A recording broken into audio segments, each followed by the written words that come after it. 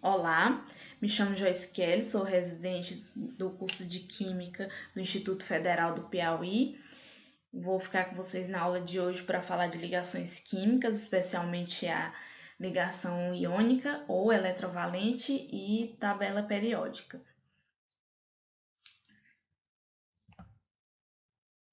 A ligação química ela é quando dois átomos combinam entre si e estabelecem uma reação. Mas por que os átomos se unem? Esta é uma pergunta que o ser humano tem tentado responder há bastante tempo, desde os tempos de Demócrito. As respostas, embora ainda parciais, têm mostrado que as propriedades das substâncias são relacionadas com o tipo de ligação existente entre seus átomos. Então, a gente pode entender que a ligação química ela é uma busca pela estabilidade dos átomos dos gases nobres e funciona como um padrão a ser imitado. Na natureza, a maior parte dos elementos químicos encontra-se ligada a outros, onde somente alguns dos elementos, os gases nobres, estão no estado atômico isolado. Os cientistas concluíram que os átomos de gases nobres apresentam uma configuração eletrônica que lhe assegura estabilidade. Então, por que os gases nobres eles é um padrão a ser imitado? Porque eles têm o octeto completo. O que significa ter o octeto completo? Como o próprio nome indica, um octeto completo é quando um átomo tende a se estabilizar atingindo 8 elétrons na sua camada de valência, seguindo a distribuição eletrônica do diagrama de Linus-Pauling, que é o diagrama da segunda figura. O exemplo da distribuição de Linus-Pauling do enxofre apresentado no slide mostra que o enxofre ele não tem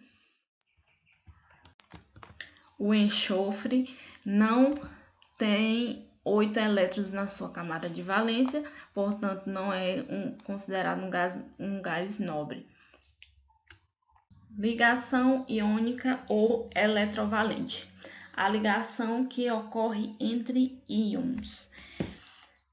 Ela ocorre quando um metal é ligado a um ametal ou hidrogênio. Usando essa tabela periódica, a gente separa o hidrogênio, que não é definido, e o retângulo que está em branco, que são os gases nobres. Se unirmos algum elemento que está no rosa com os elementos em cinza, que são dos metais, automaticamente a gente vai gerar uma ligação iônica. Os metais, eles representam mais de 70% dos elementos da tabela, sendo a eletropositividade a sua principal característica. O que é a eletropositividade? É a tendência de doar elétrons. E os ametais, eles representam por volta de 11% da tabela periódica, tem como principal característica a eletronegatividade, que é a tendência de receber elétrons, tendo como principal elemento eletronegativo da tabela o flúor. Quando um metal é unido ao ametal, ele assume carga positiva e transforma-se num cátion, enquanto o ametal assume carga negativa e transforma-se em ânion. O exemplo mais representativo de uma ligação iônica é a formação do sal de cozinha, o cloreto de sódio, a partir de átomos de sódio e de cloro. O átomo de sódio ele não é estável pela regra do octeto, pois ele apresenta um elétron na camada de valência. Sua estabilidade vai originar o Na+, por meio da perda de um elétron. Por meio da figura, você observa essa perda de elétron.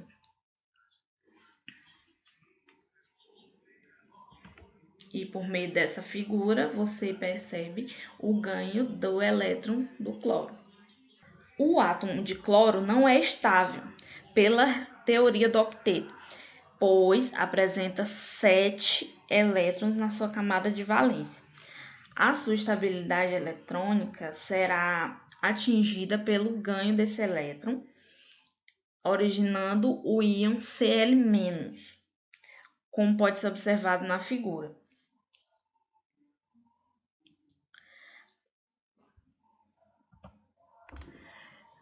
Com a formação dos íons Na+ e Cl-, eletronicamente estáveis, ocorre uma interação eletrostática, que é carga com sinais contrários, e a atração. Os compostos assim chamados são denominados compostos iônicos e constituem estruturas eletricamente neutras. Determinação das fórmulas dos compostos iônicos. A fórmula correta de um composto iônico é aquela que mostra a mínima proporção entre os átomos que se ligam de maneira que um sistema eletricamente neutro. Para que isso aconteça, é ideal que o número de elétrons cedidos pelos átomos de um elemento seja igual ao número de elétrons recebidos pelos átomos de outro elemento. Ou seja, a soma das cargas deve ser igual a zero. Como assim? É o que veremos a seguir. Vejamos nesses exemplos. Queremos unir o magnésio e o cloro. O magnésio ele tem 2 elétrons na sua camada de valência. Também pode ser pelo diagrama de Linus-Pauling, que eu já citei anteriormente, nos slides anteriores. Enfim, vamos voltar para o slide anterior. Temos o cloro. O cloro ele tem 7 elétrons na camada de valência. Então, gente, o magnésio com carga mais 2 e o cloro com carga menos 7, a gente faz aquela regra da tesoura e cruza as cargas.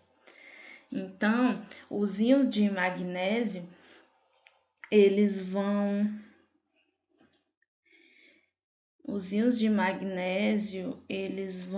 dar uma camada que vai ser mais fácil.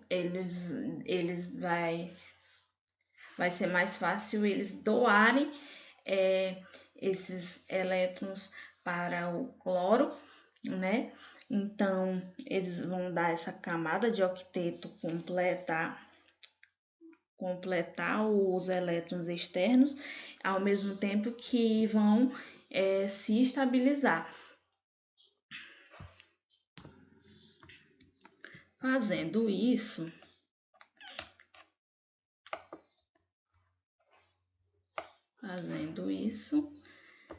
vai formar o composto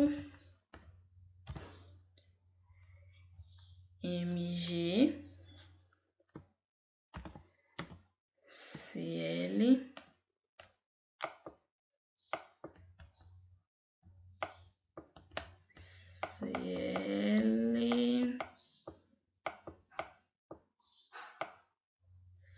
Cl2. Bora fazer outro exemplo, pessoal. Temos o potássio e o enxofre, né? Vamos ver no próximo slide, onde cada um está posicionado.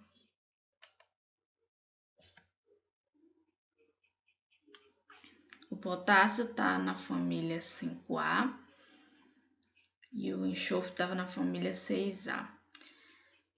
O potássio, então, ele tem um elétron na sua camada de valência e o enxofre ele vai ter 6 elétrons na sua camada de valência. Gente, eu não sei decorado não, eu fiz a distribuição eletrônica, tá? E o enxofre eu sei porque eu tô vendo no quadro ao lado, e o potássio porque eu fiz a distribuição eletrônica. Ninguém sabe essas coisas assim do nada. Então vamos lá. Vou avançar aqui para vocês para agilizar. Então, pessoal, voltando aqui. O potássio, ele tem um elétron na sua camada de valência, o enxofre tem 6 elétrons na sua camada de valência. Então, o enxofre tendo 6 elétrons na sua camada de valência, ele precisa de 2 para se estabilizar. O potássio é mais fácil ele doar o seu elétron para ganhar estabilidade do que receber 7, não é verdade? Então, ele vai doar esse elétron, é mais fácil ele doar esse elétron do que receber 7.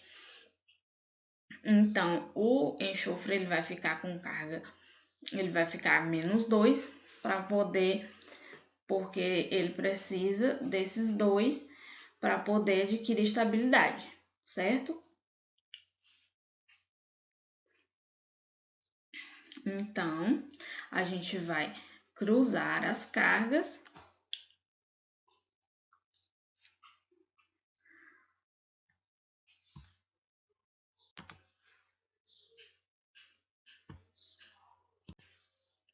e cruzando as cargas, a gente vai obter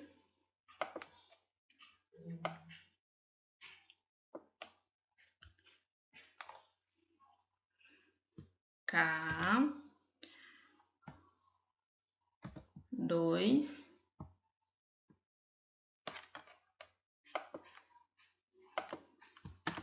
S. Então, vimos que o estudo da tabela é bem importante, né?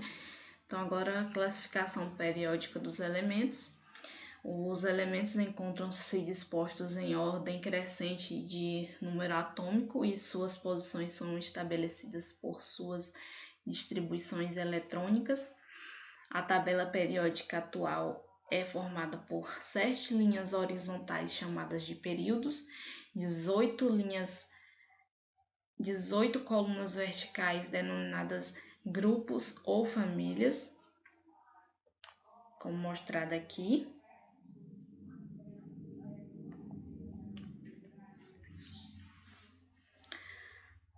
As propriedades periódicas são as propriedades que variam em função do número atômico, atingindo valores máximos e mínimos de acordo com o período ocupado pelos elementos. Dentre as propriedades que eu trouxe para mostrar, tem o raio atômico, raios iônicos, energia de ionização e afinidade eletrônica. O raio atômico.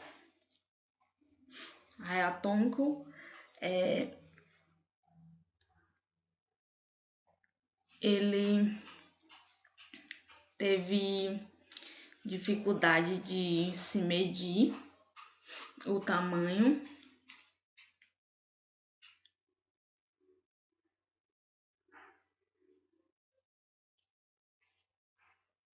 e não pode ser calculado.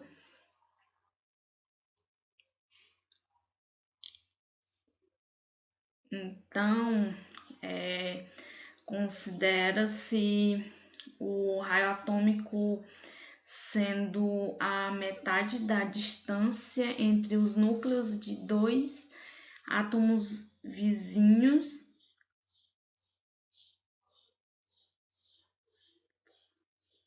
e iguais.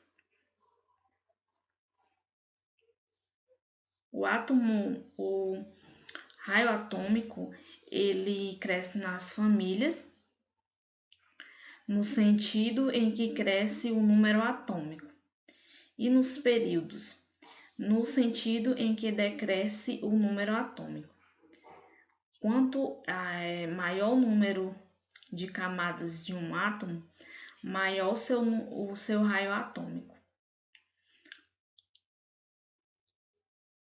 O sentido de crescimento do raio atômico na tabela é da direita para a esquerda e de baixo para cima. De cima para baixo, desculpa.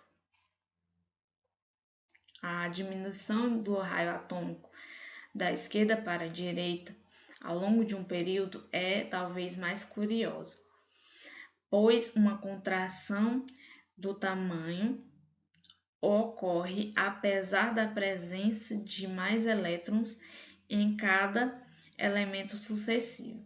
Assim, o lítio tem 3 elétrons e o berílio tem 4, mas o berílio é ligeiramente menor que o lítio. Pode-se esperar que o flúor com 9 elétrons seja um átomo significativamente maior que o lítio, mas ocorre justamente ao contrário. Raios iônicos. Raio de cátion. O raio de cátion o raio do átomo é maior do que o raio do cátion. Quando um átomo perde elétron, a repulsão da nuvem eletrônica diminui, diminuindo o seu tamanho. Inclusive, pode ocorrer perda do último nível de energia e quanto menor a quantidade de níveis, menor o raio. Portanto, o raio do átomo é maior do que o raio do cátion.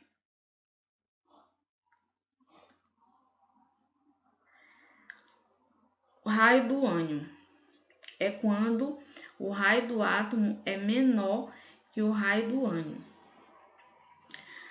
Quando um átomo ganha elétron, aumenta a repulsão da energia eletrônica, aumentando o seu tamanho. Íons isoeletrônicos são os que apresentam igual número de elétrons, portanto, o número de níveis é o mesmo.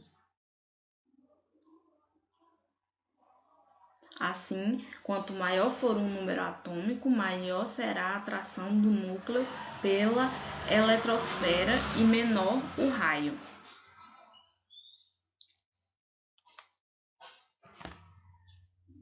Energia de ionização. Energia de ionização é a energia necessária para retirar um elétron de um átomo ou íon isolado no estado gasoso. O sentido de crescimento da energia de ionização na tabela é da esquerda para a direita e de baixo para cima. Quando retiramos um elétron de um átomo eletricamente neutro, se gasta certa quantidade de energia, a qual geralmente é expressa em elétrons em volts. Se formos retirar um segundo elétron, se gasta uma quantidade maior de energia, pois à medida que cada elétron é retirado, o raio atômico diminui. A seguir, em ordem de importância para determinar o número e o tipo de ligações químicas que um átomo pode formar, está a energia de ionização do elemento. A energia de ionização é necessária porque todos os elétrons de um átomo são atraídos pela carga positiva do núcleo e deve-se trabalhar para arrastar o elétron para fora do átomo para produzir um cátion. A formação de ligações químicas decorre da transferência ou compartilhamento de elétrons e, portanto, a energia necessária para remover um elétron é um critério crucial na capacidade de um átomo de formar uma ligação. Em termos gerais, a variação de ionização ao longo da tabela periódica tem importância na variação dos raios atômicos, com pequenos átomos tipicamente tendo altas energias de ionização e átomos grandes geralmente tendo pequenos. Assim, os elementos com as energias de ionização mais baixas e, portanto, dos quais um elemento é mais facilmente removido, são encontrados na parte inferior da tabela, perto do césio e do frâncio, e com os elementos com as energias de ionização mais altas são encontrados na parte superior da mesa, perto do fluido hélio. A variação na energia da ionização se correlaciona com a variação do raio atômico.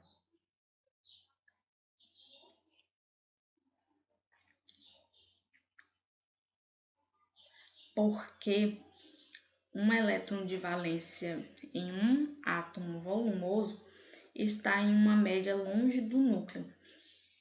Então, experimenta apenas uma fraca atração por ele.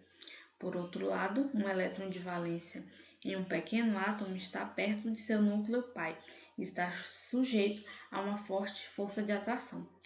É isso, pessoal.